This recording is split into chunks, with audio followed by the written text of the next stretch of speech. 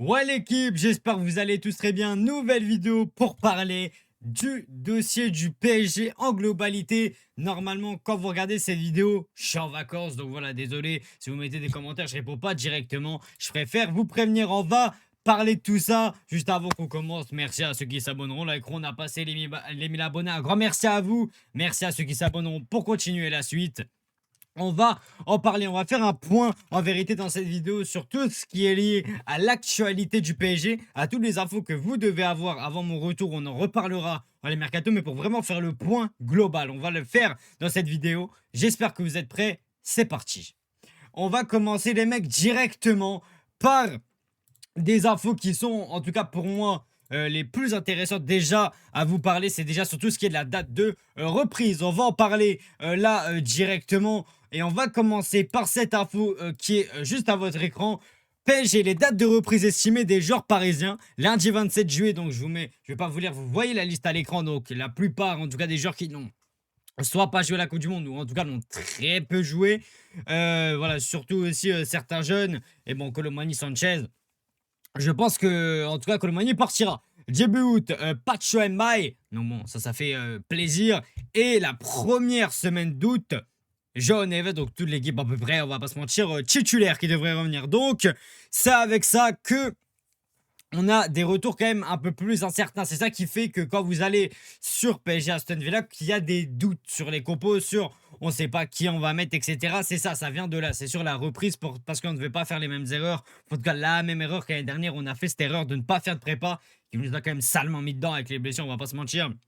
On voit juste aussi à gauche que Achraf Hakimi, le calendrier sera très serré et Nuno Mendes qui ne reprendra que lorsqu'il est à 100% parce que Mendes a quitté le terrain sur blessure face à l'Espagne, si je dis pas de conneries, avec le Portugal. Le PSG jouera en match amical contre Mallorca le 5 août, qu'on fera en live, et Manchester United le 8 août, qu'on fera en live aussi, avant la Super Coupe contre Aston Villa le 12 août, où il faudra être présent. Donc ça c'est pour les points réellement des dates de reprise qui seront voilà réellement pour l'instant à retenir. En tout cas, c'est les premières infos qu'on a eues sur ces reprises. On sait qu'en vérité, en tout cas, les reprises vont être potentiellement dures pour certains. Quand je dis dur, ça peut être compliqué au début de se remettre. Je pense que avec le temps, si on se met une vraie préparation, ça va être important pour la LDC. On va en parler sur tout ce qui est tirage de LDC, on a les dates, etc. Et ça va être quand même des choses plutôt importantes dans l'ensemble aussi. Moi, pour vous donner mon avis, je trouve qu'en vérité, même si ça paraît et ça peut même, c'est une vérité, c'est un peu tard les reprises, mais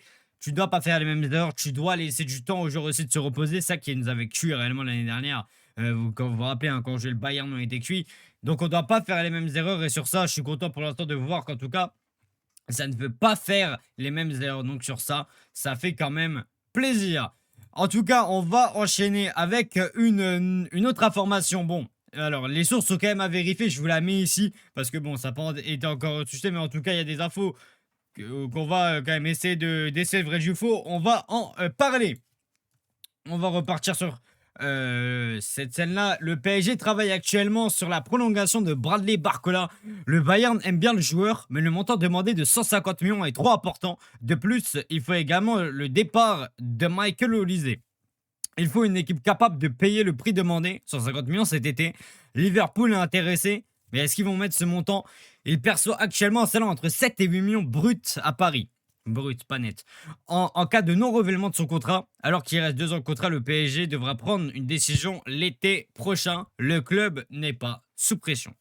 Alors, les choses qu'on sait déjà réellement, il y a des choses, bon, comme vous voyez, la source, je vous la souligne en bleu, mais bon, la gueule de la source quand même, mais en tout cas, il faut quand même déceler le vrai du faux. C'est une vérité. Le PSG, on travaille quand même pour essayer de voir avec Barcola pour une prolongation. On voudrait quand même pas s'en séparer.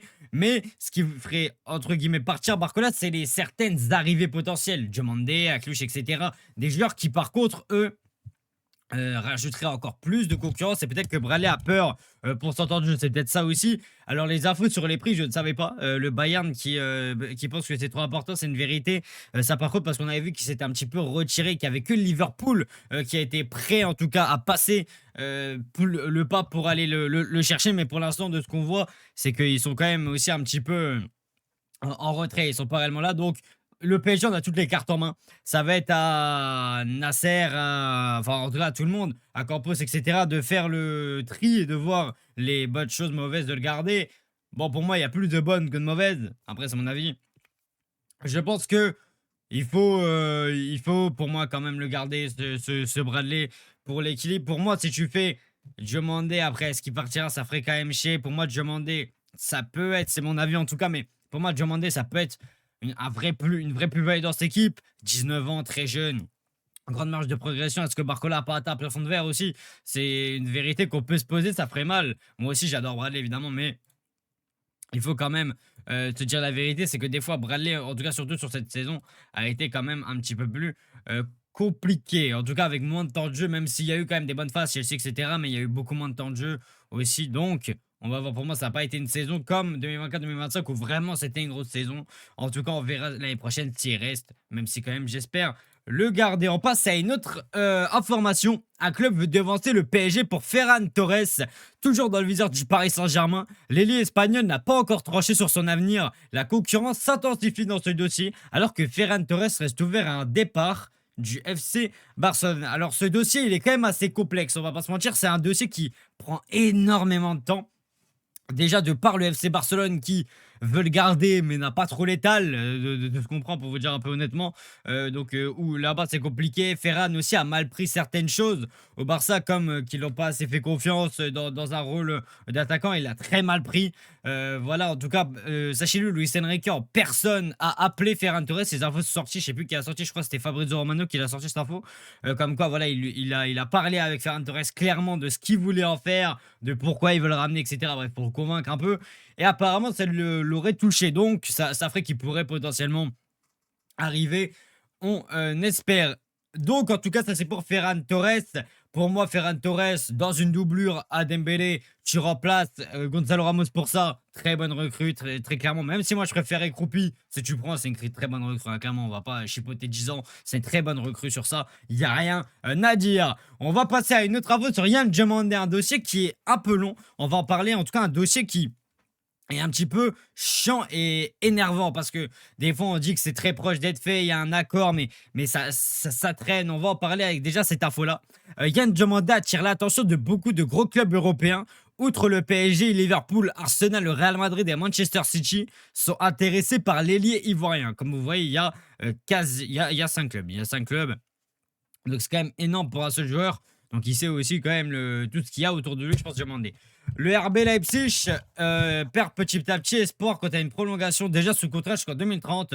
L'entourage du joueur, à travers son agence Rock Nation, commence à mettre la pression sur le PSG pour boucler le deal. Alors, pour comprendre cette info, moi en tout cas, je la comprends dans le sens... C'était mon avis, dis-moi si j'ai faux. Mais en tout cas, je la comprends dans le sens où mettre la pression pour en fait que ça montre pour moi aussi qu'ils veulent venir. Ça montre que son entourage veut venir, que lui veut venir. Donc ça peut paraître bizarre, ça peut pas. Certains vont peut-être le prendre mal, mais c'est une bonne chose. Ça veut dire qu'ils veulent venir, le joueur est intéressé. Après bon, ça met du temps. On a eu l'info, c'est que Nasser négocie en personne avec Red Bull et tout ce qui en suit. C'est ça qui, je pense, met beaucoup de temps pour faire baisser le prix parce qu'on ne veut pas mettre au-delà de 120 millions, hein, si je dis pas de conneries. Donc, on voudrait rester quand même sur un prix assez équitable. Donc, c'est pour ça que ça met un peu plus de temps que, en vérité, prévu. Mais en tout cas... On va passer à cette dernière info. Après, on aura quand même clôturé la vidéo. On aura fait un petit peu toutes les infos là qu'il y a eu sur ces derniers jours. On va passer à la dernière info sur Kolo Muani. Nouvelle offre de la Juventus pour Kolo Muani, 40 millions. L'offre est actuellement à l'étude, mais Campos est têtu. Et comme sur ses positions, 50 millions, ce que la Juventus juge injuste. Bon, après pour moi je pense qu'une offre à 45 mettrait les deux d'accord, c'est mon avis.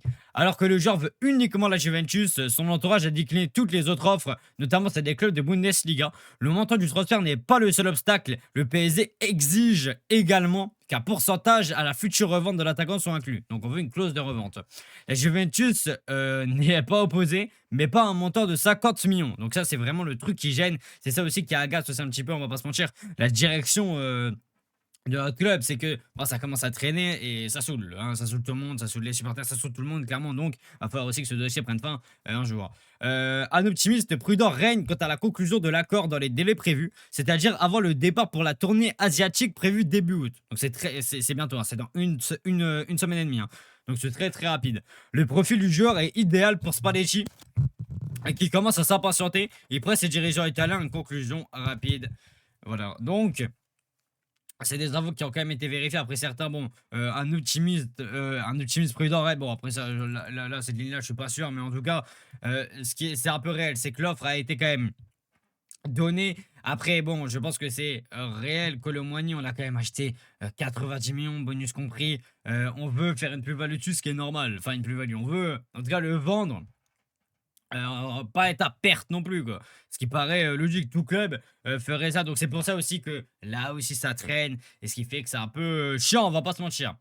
En tout cas, merci à ceux qui ont regardé cette vidéo. Je vous ai fait le point sur un peu toutes les actus qu'il y a ces derniers jours. Des actus, voilà, il n'y a pas à Clouche. En tout cas, je vais pas en parler dans cette vidéo. Il y a une vidéo qui arrive demain.